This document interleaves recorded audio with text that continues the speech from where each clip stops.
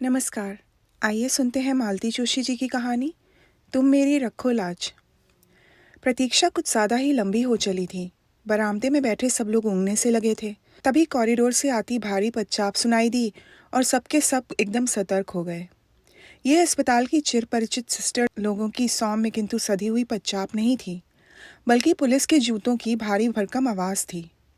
Police का वो सिपाही हमारे सामने से गुजरता हुआ बाहर निकल गया। कुछ ही पल बाद वो लौटा तो अकेला नहीं था, इंस्पेक्टर शुक्ला भी उसके साथ थे। होश में आ गई है शायद, एक सम्मिलित स्वर उभरा। संभवतः मैं उठ खड़ी हुई, पर मुझे इशारे से वहीं रोक दिया गया। मन मारकर मैं बैठ गई। अब सबकी चौकन्नी नज़र मुझ पर थी। उसकी माँ, उसका भाई, उसकी बहन, सब मुझे घूर रहे थे। उनकी नज़रों में एक अभियोग साफ साफ झलक रहा था। उन घूरती हुई आंखों से बचने के लिए मैं बाहर लॉन में आकर बैठ गई। उस छोटे से लॉन में कई लोग बैठे हुए थे, सब अपनी अपनी मुसीबत के मारे, सब अपनी अपनी चिंताओं में डूबे हुए। मेरी ओर देखने की किसी को फुर्सत नहीं थी। कोई नहीं जानता था कि यहाँ जो औरत बैठी हुई है वो कल तक एक शहीद की माँ थी, पर आज मैं क्या हूँ ये तो संध्या का बयान ही तय करेगा। उसके परिजनों की आंखों में अगर अविश्वास, संशय या तिरस्कार है तो वो अस्वाभाविक नहीं है। संध्या को आत्महत्या के लिए प्रेरित करने के लिए अगर वे मुझे उत्तरदायी मान रहे थे तो इसमें आश्चर्य नहीं था। सास बहू का रिश्ता विवादास्पद ही होता है, फिर एक युवा सुंदर विधवा बहू के साथ तो लोग सामान्य रिश्ते की कल्पना भी नहीं कर सकते। खासकर बहू के नाम पर बैंक में एक मोटी रकम जमा हो तो ये संदेह और भी गहरा जाता है। ऐसी बहू के प्रत्याहरण का मोह शायद बहुतेरी सासों को होता होगा, पर मुझे विश्वास था कि संध्या मुझ पर यह तोहमत नहीं लगाएगी। इतना बड़ा झूठ वो बोल नहीं सकती, लेकिन अगर वो सच बोल गई तो तब उस शर्म को मैं कैसे झेल पाऊंगी। उस सच से तो कोई भी झूठ बेहतर है। मैं तो परमात्मा से प्रतिक्षण यही मना रही हूँ कि भले ही वो मुझे कटघरे में खड़ा कर दे, पर सच ना बोले। कल सुबह से मैं यहाँ अस्पताल में बैठी हूँ। खबर पाते ही बम्बई से उसकी माँ और भाई तथा दिल्ली से उसकी बहन आ पहुँची हैं। मेरी बेटी सविता भी लखनऊ से चल पड़ी है। अड़ोसी पड़ोसी, नाते रिश्तेदार अस्पताल के चक्कर लगा रहे हैं। बारी बारी से आकर कुशल क्षेम पूछ रहे हैं, चाय नाश्ते की पेशकश कर रहे हैं। पर सविता के पापा शर्मसार होकर घर में ऐसे दुबक गए हैं कि एक बार झांकने भी नहीं आए।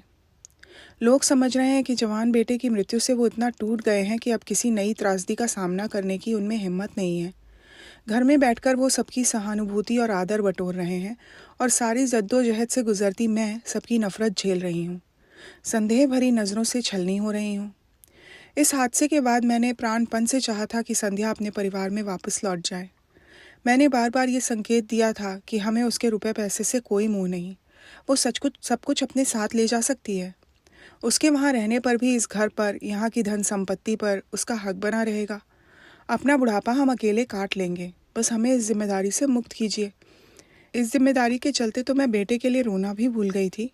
जब उन लोगों की ओर से कोई पहल नहीं हुई तो मुझे ही निर्णय लेना पड़ा। सविता के साथ मैंने उसे पूरे साजो सामान के साथ बम्बई भेज दिया। उसके बैंक खाते के स्थानांतरण की व्यवस्था भी कर दी। लेकिन 15 दिन भी नहीं बीते थे कि वो बैरंग चिट्ठी की तरह लौट आई। साथ में उसकी माँ भी थी।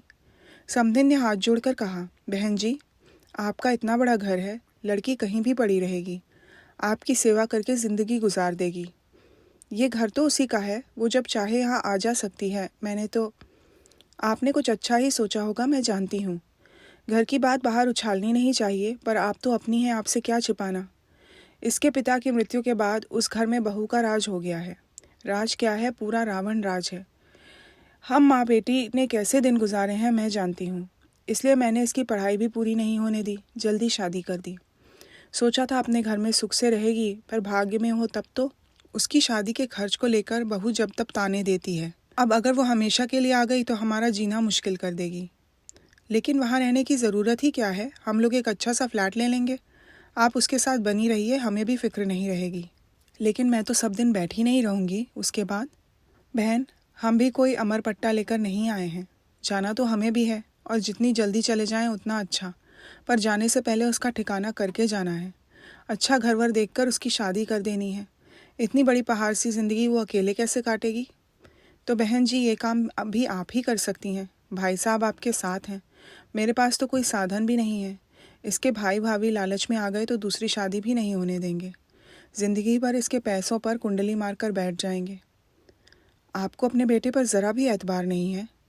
बेटा अपना है तो क्या हुआ, बहू तो पराए घर से आई है। बेटा भी अब उसी की आंख से देखता है, उसी के कान से सुनता है।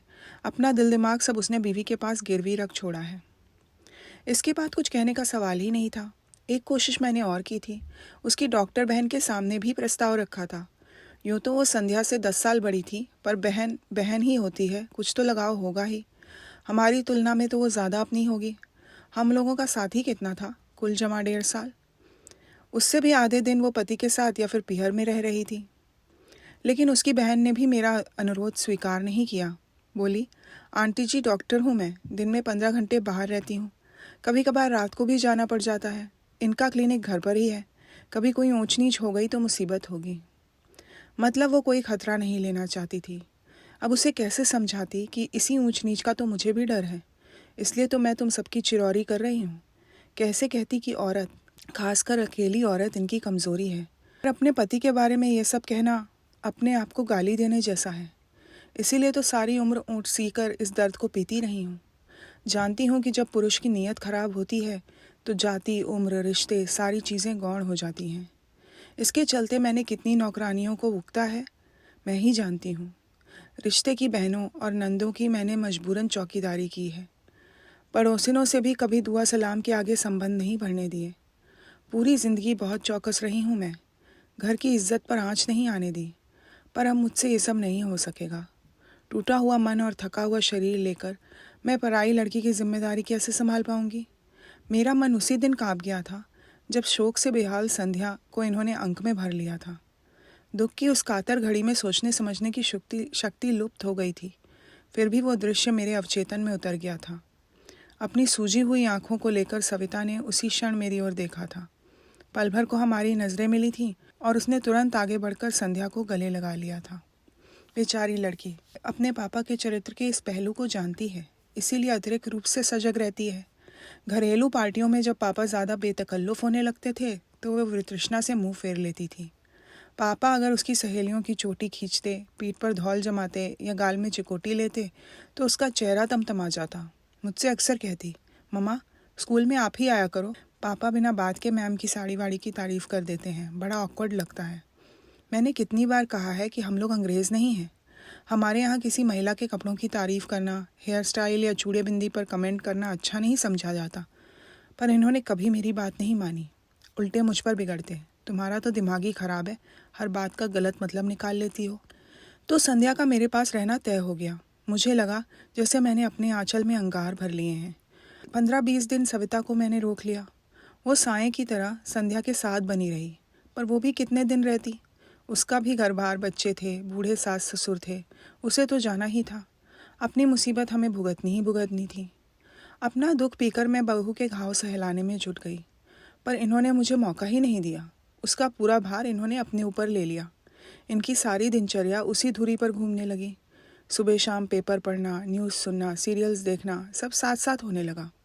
दोपहर में कैरम या लूडो खेला जाता, उसे ब्रिज का गेम सिखाया जाता, उसके लिए लाइब्रेरी लगवाई गई, उसके लिए नई नई कैसेट्स और सीडी घर में आने लगी।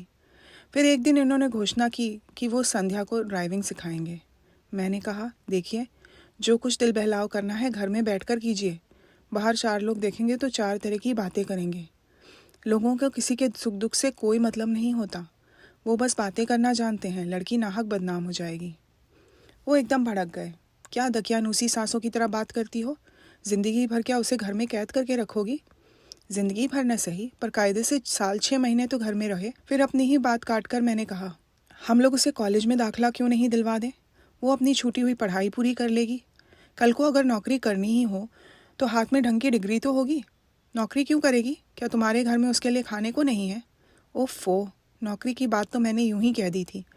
मैं तो यूँ कह रही थी कि कॉलेज जाएगी, थोड़ा खुली हवा में सांस लेगी, हम उम्र लोगों के बीच रहेगी तो उसे भी अच्छा लगेगा।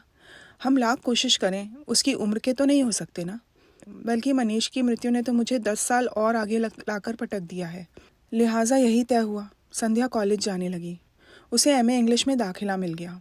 शाम को 5 से 6 तक एक कंप्यूटर क्लास ज्वाइन कर ली गई। दोनों जगह उसे लाने ले जाने का जिम्मा इन्होंने ले लिया। मैं कहती, उसे एक स्कूटी ले दो ना, इस उम्र में ये बेगार आप कब तक ढोएंगे। वो कहते, मुझे और काम भी क्या है, उतना ही समय कट जाता है, आने जाने से थोड़ी ड्राइविंग भी सिखा देता हूँ। 2 व्हीलर तो मैं उसे आज ले दूँ, पर कॉलेज इतनी दूर है, उसके घर लौटने तक हमारी जान सासत में बनी रहेगी। आजकल के लड़के भी कम शरारती नहीं होते। मैं जाता हूँ तो थोड़ा रौब रहता है, ज़्यादा बदतमीज़ी नहीं करते।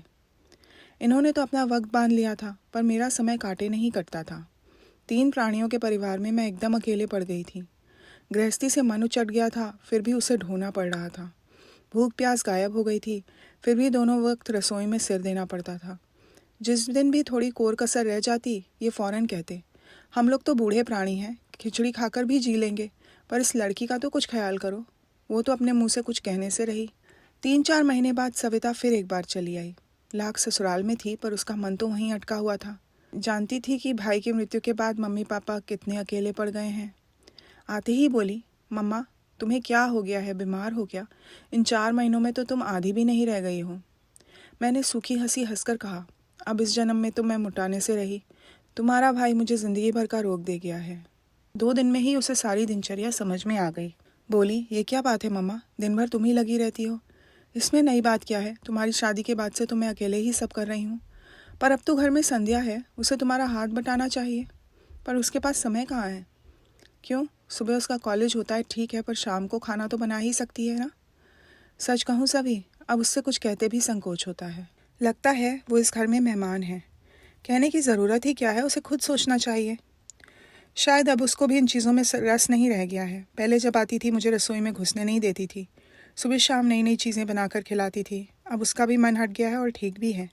ये उसकी गृहस्थी तो है नहीं, वो तो बस समय काट रही है। और सच तो ये है कि हम सब अपना समय काट रहे हैं। और ये पापा क्या कर रहे हैं, एकदम उसके ड्राइवर ही बन गए हैं। शाम को तो चलो ठीक है, पर सुबह तो अपने से जा सकती है, ना हो तो उसे एक स्कूटर ला दो। ये बात तुम उन्हीं से कहना। और सचमुच इस बार वो डरी नहीं, सवाल कर ही डाला। बोली, पापा हमें तो याद नहीं आता कि आपने हमें कभी कॉलेज छोड़ा हो या लेने आए हो। अब तो जैसे आपने ड्यूटी ही लगा ली है। इन्होंने एक बार घूरकर मेरी ओर देखा और फिर कहा, बेटा जब तुम पढ़ती थी तब न मेरे पास समय था न गाड़ी थी। अब तो मेरे पास समय ही समय है। मैं तुम्हारी माँ की तरह 24 घंटे ठाकुर जी के सामने ध्यान लगाकर नहीं बैठ सकता। सारे व्रत अनुष्ठानों पर से मेरा विश्वास उठ गया है, इसलिए मैं अपनी शांति कहीं और खोजता हूँ। एक बात और सवी, तुम्हारी अपनी एक भरी पूरी दुनिया है और ये लड़की बिल्कुल अकेली है। मैं उसका अकेलापन बांटने की कोशिश करता हूँ, और उसका तो एक बहाना है। सच तो यह है कि मैं अपना ही अकेलापन बांटने की कोशिश कर रहा हूँ। आखिरी बात कहते कहते इनका स्वर कातर हो आया था। हम दोनों शर्म से जैसे पानी पानी हो गईं।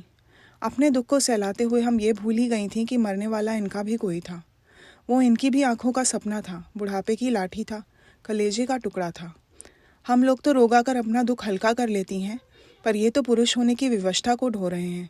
सारा हाहाकार मन में ही दबाए बैठे हैं। उस अश्रुसिक्त वेला में मैंने इनके सारे अपराध क्षमा कर दिए। नवंबर में नेहा की शादी निकल आई। इकलौती ननद की इकलौती बेटी की शादी थी। अपना सारा शौक समेटकर हमें भात की तैयारियों में जुट जाना पड़ा।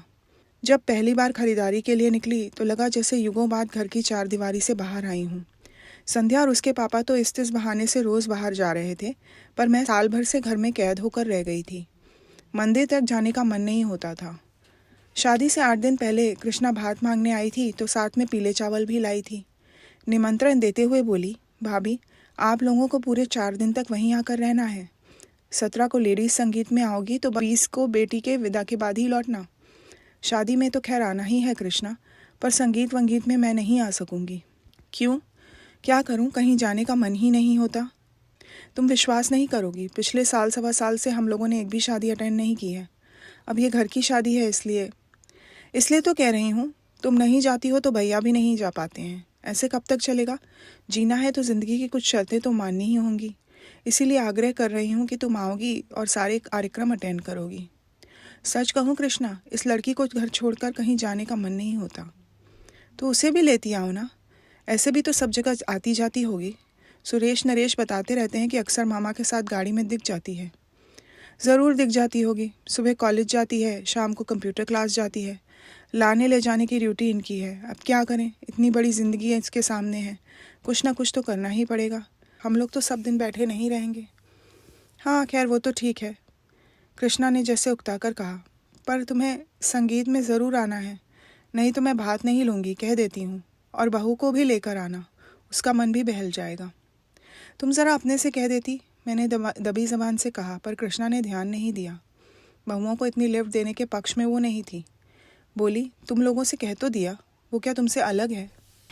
कभी कभी दो शब्द भी लोगों को कितने भारी पड़ जाते हैं। बड़ी मुश्किल से संध्या को राज़ी किया जा सका। उसके बाद दूसरी समस्या सामने आई। मम्मी जी, मैं क्या पहनूं? ये बात नहीं कि उसके पास कपड़ों की कमी थी, वो तो रोज़ ही बाहर जा रही थी, अपनी मनपसंद पोशाक और मनपसंद रंग पहन रही थी। मैंने कभी टोका टाकी नहीं की, मेरा तो उस ओर ध्यान भी नहीं गया। पर यह प्रसंग अलग था और इस बात को संध्या भी समझती थी। वहाँ उसे एकदम वैरागिन बनाकर तो नहीं ले जाती, फिर भी कुछ सतर्कता बरतना ज़रूरी था।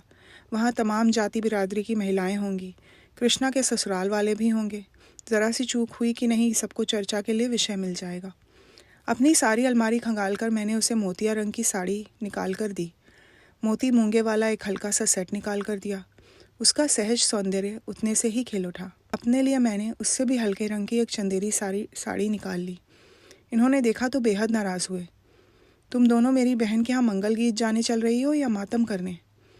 मैंने कहा, प्लीज़ आप हमारे बीच में न पड़िए, 4 लोगों के बीच में ज़रा सोच समझ कर ही जाना होता है। फिर ये कुछ बोले नहीं, पर इस पूरे समय मुंह फुलाए रहे। हम लोग जब पहुँचे तो कार्यक्रम शुरू हो चुका था। नेहा की सहेलियाँ किसी फिल्म के गीत पर नाच रही थीं। हम लोगों के पहुँचते ही कुछ क्षण को नृत्य रुक गया। सबकी आंखें संध्या की ओर उड़ गईं। उन आंखों में कौतूहल था, करुणा थी, ईर्ष्या थी और उपहास भी। कृष्णा ने आगे बढ़कर मुझे अंक में भर लिया और वरिष्ठों की पंक्ति में लाकर बिठा दिया। संध्या असमंजस में थोड़ी देर तक खड़ी रही, फिर चुपचाप मेरे पास आकर बैठ गई। वहाँ इतनी सारी लड़कियाँ थीं, पर किसी ने ये नहीं कहा कि भाभी मेरे पास आकर बैठो।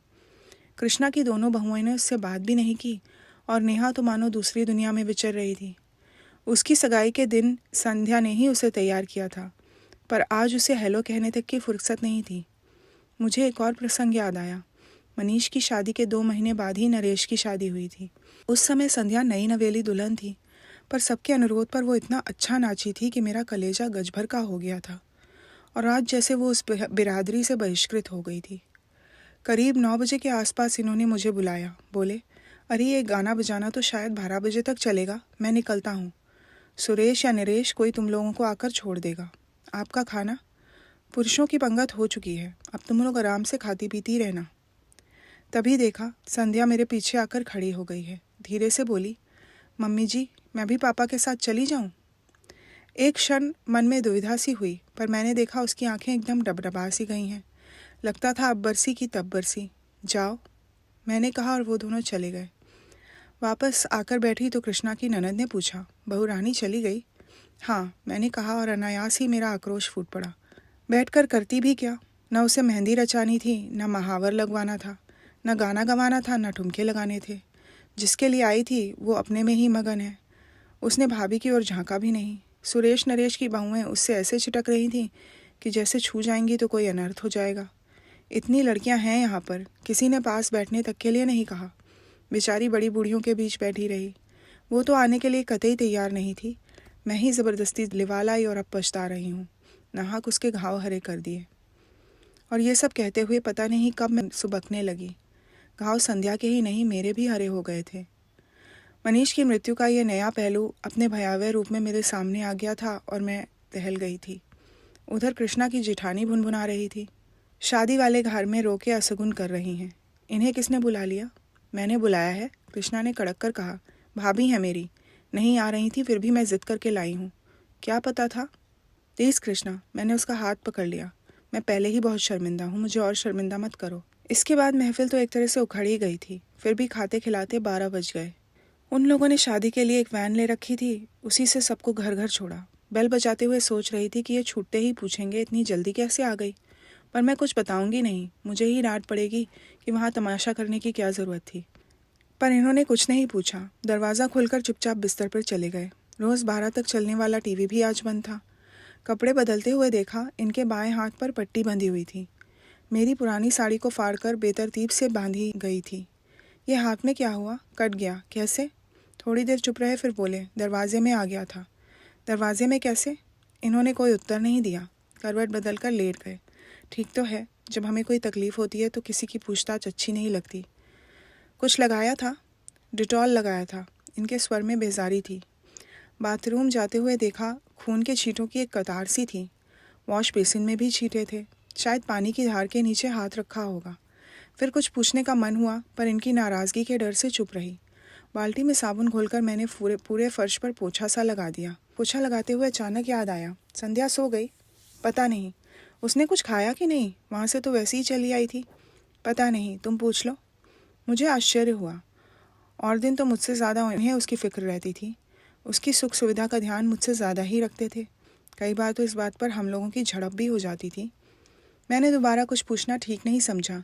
खुद ही उसके कमरे में चली गई। दरवाज़ा बंद था। संध्या सो गई क्या? मैंने आवाज़ लगाई, पर शब्द जैसे मेरे मुंह में ही जम गए। संध्या के दरवाजे के पास भी खून की बूंदें थीं, जो हमारे कमरे तक चली आई थीं। मेरा माथा ठनका, पर मैं कुछ नहीं बोली। चुपचाप एक बाल्टी उठा लाई और पोंछना शुरू कर दिया। उसी समय फ़ोन की घंटी बजी। ये कुछ क्षण मेरी प्रतीक्षा करते रहे, फिर उठा लिया। आवाज़ दी, कृष्णा का फ़ोन है तुम्हारे लिए। कह दो सुबह बात कर लूँगी। जानती थी इतनी रात गए उसी का फ़ोन होगा। शाम को जो कुछ हुआ उसकी सफाई देनी होगी। उस समय वो बात भी कितनी बड़ी लग रही थी, पर यहाँ जो कुछ हुआ है उसके मुकाबले में वो कितनी छोटी और अर्थहीन लग उठी थी। इतनी रात को फ़ोन किया है तो कोई ज़रूरी बात होगी, कर लो ना। कहते हुए कॉर्डलेस लेके बाहर आ गए, पर वहीं ठिठक गए। बाल्टी पर दोनों हाथ रखकर मैं उन्हें अपलक देखती रही। एक क्षण को हमारी आंखें मिलीं और वो कमरे में चुपचाप लौट गए। अपना काम खत्म करके मैंने गेट पर बाहर के दरवाजे पर ताला डाल सारी बत्तियां बुझाईं और पलंग पर आकर बैठ गई। सोने का मन नहीं हो रहा था, बस पलंग की पाटी पर सिर टिकाए बैठी रही। बड़ी देर बाद वो अंधेरा मुखरित हुआ। शब्द मेरे कानों से टकराए, पर अर्थ कहीं खो गए। आप कुछ कह रहे थे? मैं ये कह रहा था कि मैं केवल उसे सांत्वना देने का प्रयास कर रहा था। बहुत अपसेट सी लग रही थी, इसलिए दिलासा देने की कोशिश कर रहा था। उसने पता नहीं क्या सोचा, एकदम गलत अर्थ ही निकाल लिया। आप ये सब मुझे क्यों बता रहे हैं? मैंने तो कुछ कहा नहीं, कुछ पूछा नहीं। अभी बाहर तुमने जिस तरह मेरी ओर देखा, उसकी बात क्या कुछ कहना शेष रह जाता है? क्या तुम्हारी आंखों की भाषा मैं पढ़ नहीं सकता? शायद इन्हें भी किसी किस्म की दिलासा चाहिए थी, पर मेरा मन नहीं हुआ। चुपचाप पीट करके लेट गई। भीतर एक अंधड़ सा उठ रहा था। प्रश्नों के बवंडर उठ रहे थे। सांत्वना देने उसके दरवाजे तक जाने की क्या ज़रूरत थी? ऐसा आपने क्या कर दिया जो उसने आपके मुंह पर दरवाज़ा बंद कर दिया? ऐसी आक्रामक तो वो कभी नहीं थी। और आप कह रहे हैं कि उसने गलत सोच लिया। इस बचकाने विधान को मैं कैसे मान लूँ? कोई भी औरत इस मामले में गलती कर ही नहीं सकती। छोटी बच्ची भी स्पर्श की भाषा को बखूबी समझती है। फिर चाहे वो स्पर्श नौकर का हो, दोस्त का हो, सहकर्मी का हो, औरत इसे परखने में कभी गलती नहीं करती। ईश्वर ने स्त्री को ये अद्भुत सहज ज्ञान प्रदान किया है। भीड़ की धकापेल में भी वो हर स्पर्श को अलग से परिभाषित कर सकती है। और ये कह रहे हैं कि उसने गलत सोच लिया होगा। ईश्वर करे ऐसा ही हो। उस रात मैं मना रही थी कि वो यहीं ठहर जाए। इस रात की सुबह कभी ना हो और मुझे संध्या का सामना ना करना पड़े। पर अपना चाहा सब कहाँ होता है। घड़ी की कांटों के साथ धीरे धीरे रात भी सरकती रही। रोज़ की तरह सुबह की किरणों ने दरवाजे पर दस्तक दी। इन किरणों के साथ दूध वाला, कचरे वाला, काम वाली, नल, सभी ने अपने आमद की दर्ज की। मजबूरन उठना ही पड़ा। संध्या का कमरा बंद था। मैंने राहत की सांस ली और किचन में बढ़ गई।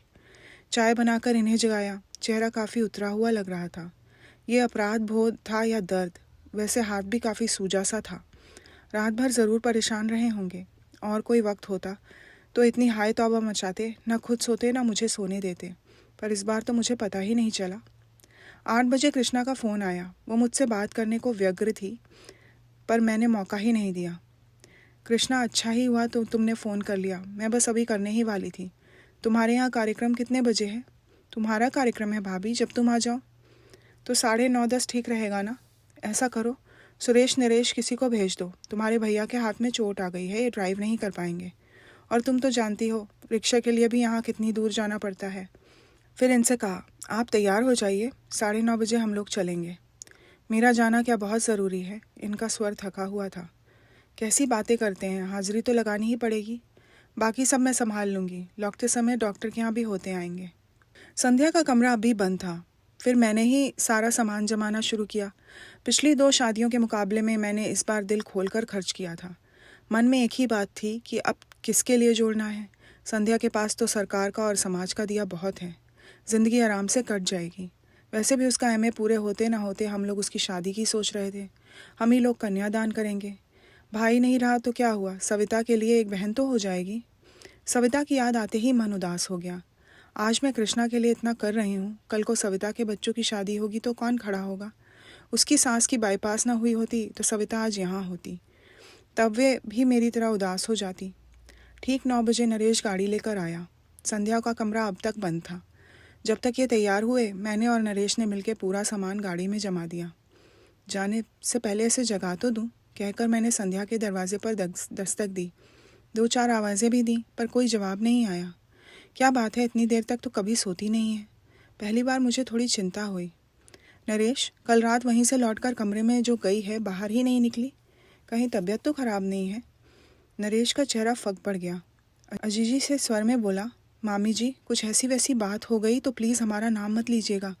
मम्मी बता रही थी कि कल कुछ लफड़ा हो गया था। आप तो जानती हैं शादी ब्याह में ये सब चलता ही रहता है। वो बोलता जा रहा था और मेरा दिमाग ऐसी वैसी बात पर ही अटका हुआ था। ऐसी वैसी बात का मतलब? पर उसके कुछ कहने से पहले ही मतलब मेरे मन मस्तिष्क में कौंध गया। आशंका से मैं कांप उठी। नरेश, किसी तरह दरवाज़ा खुलवाओ। वो कैसे खुलवाता? अपने कंधों से धक्का दिया, घुटनों से जोर लगाया, पर दरवाज़ा टस से मस नहीं होता। नहीं हुआ। फिर उसने कहा, स्क्रू ड्राइवर हो तो दीजिए, मैं बोल्ट खोलने की कोशिश करता हूँ। तुम दरवाज़ा तोड़ दो। मेरा धैर्य अब टूट चुका था। अनिष्ट की आशंका से मैं सहम गई थी। पर दरवाज़ा तोड़ना क्या इतना आसान था? मैं, नरेश, मेहरी सब जोर आजमा रहे थे। मोगरी, हथौड़ी सबका उपयोग हो रहा था। शोर सुनकर पड़ोस के शुक्ला जी भी आ गए। उनकी भी मदद ली गई। बड़ी देर बाद थोड़ी सी फाँक मिली तो धड़कते दिल से मैंने सबसे पहले पंखे का मुआयना किया। वो बंद था। फिर भी मैं राहत की सांस नहीं ले सकी, क्योंकि कमरे का सन्नाटा बड़ा अशुभ लग रहा था। बड़ी देर बाद दरवाज़ा भरभरा कर गिरा तो हम लोग तेज़ी से भीतर दाखिल हुए। पलंग पर वो निस्पंद लेटी थी। कृष्णा के यहाँ से लौटकर उसने कपड़े भी नहीं बदले थे। नींद की गोलियों की शीशी सिरहानी खाली पड़ी थी। इसके बाद का घटनाक्रम एक दुस्वप्न की तरह था। हम अस्पताल दर अस्पताल भटके, पर हर जगह भर्ती कराने से इनकार कर दिया। आखिरकार मजबूरन सरकारी अस्पताल की शरण लेनी पड़ी। फिर पुलिस आई, संध्या के पास पहरा बिठा दिया गया। सबके बयान हुए, अड़ोसियों पड़ोसियों से, रिश्तेदारी से, सबके, उसके सहपाठियों से पूछताछ हुई। उसके भाई बहनों के फ़ोन किए गए। बेचारा नरेश इस हंगामे के बीच मामा जी की पट्टी करवा लाया था। पता चला 3 उंगलियों में हेयरलाइन क्रैक है और छोटी उंगली का एकदम कचूमर ही निकल गया है। अच्छा हुआ कि इस समय सबका ध्यान संध्या की ओर था। इनके एक्सीडेंट के बारे में किसी ने उत्सुकता नहीं दर्शाई, नहीं तो किस किस को क्या क्या कैफियत देती। नरेश के जाने के बाद एक बात याद आई। घर में जब दरवाजे के साथ जोर आजमाइश कर रहे थे, ये आंखें बंद किए आराम कुर्सी पर चुपचाप लेटे थे। जब हम लोग संध्या को उठाकर बाहर ला रहे थे, तब भी इन्होंने सर उठाकर या आँख खोलकर नहीं देखा। इस बात को अब 24 घंटे से ज़्यादा बीत चुके हैं, शायद 28 घंटे। तब से मैं अस्पताल में ही बैठी हूँ। इतनी देर तक मैं ईश्वर से लगातार संध्या के जीवन की भीख मांग रही थी, और अब जबकि वो होश में आ गई है, मैं मना कर रही हूँ कि वो भले ही मुझे कटघरे में खड़ा कर दे, पर सच ना बोले। मुझे जेल की सलाखों के पीछे रहना मंजूर है, पर इस उम्र में ये शर्म मैं बर्दाश्त नहीं कर पाऊँगी। आंटी जी, आंटी जी। मैं अपने विचारों में इस कदर खोई थी कि इस आवाज़ को पहचानने में थोड़ा समय लगा। सर उठा के देखा, संध्या की बहन खड़ी थी।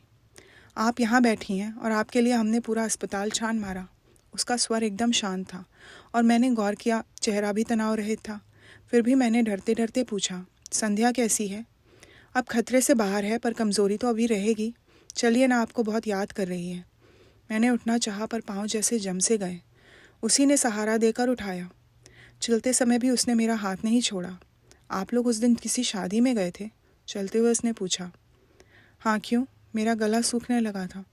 वो बता रही थी कि मनीष की मृत्यु के बाद पहली बार ऐसे फंक्शन में गई थी, इसलिए उसका माहौल बर्दाश्त नहीं कर सकी। संध्या ही क्यों, साल भर से हम लोग भी किसी शादी में नहीं गए, पर यह घर का मामला था, जाना पड़ा। वही तो, आप दोनों की बड़ी तारीफ़ कर रही थी। कह रही थी कि आप लोगों ने कभी एहसास नहीं होने दिया कि वो विधवा है, इसलिए वो भी इस सच को भूल सी गई थी। पर शादी में जब इसी सच का सामना करना पड़ा तो उसे धक्का सा लगा, वो सहन नहीं पाई। ये तो कहिए कि समय से इलाज हो गया, वरना। हे ईश्वर, तेरा लाख लाख शुक्र है, मैंने दोनों हाथ जोड़कर कहा। मेरे हाथ काँप रहे थे, आवाज़ लरज रही थी, पैर जवाब दे रहे थे। 2 दिन की भूख, प्यास और अनिद्रा और दुश्चिंता सब एकदम मुझ पर हावी हो गए। 2 कदम चलना मेरे लिए दूभर हो गया। लड़खड़ाकर मैं वहीं एक बेंच पर धम से बैठ गई। मुँह से बस इतना ही निकला, थैंक यू संध्या। तो ये थी मालती जोशी जी की कहानी, तुम्ही मेरी रखो लाज। साथ में आपसे एक अनुरोध भी है, अगर मेरे वीडियो पसंद आए तो उन्हें प्लीज़ सब्सक्राइब करिए और लाइक और शेयर करिए। Thank you.